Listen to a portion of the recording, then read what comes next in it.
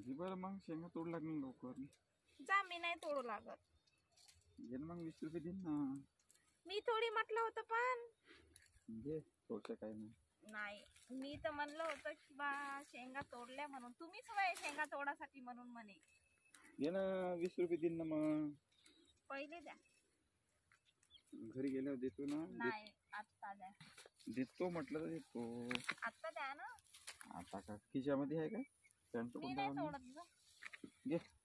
मला त्रास येते ना. मी पहिलेच त्रास येते म्हणून नाही म्हटलं होतं. शेंगा तोडल्या एक भाजी तर झाली पाहिजे. जा.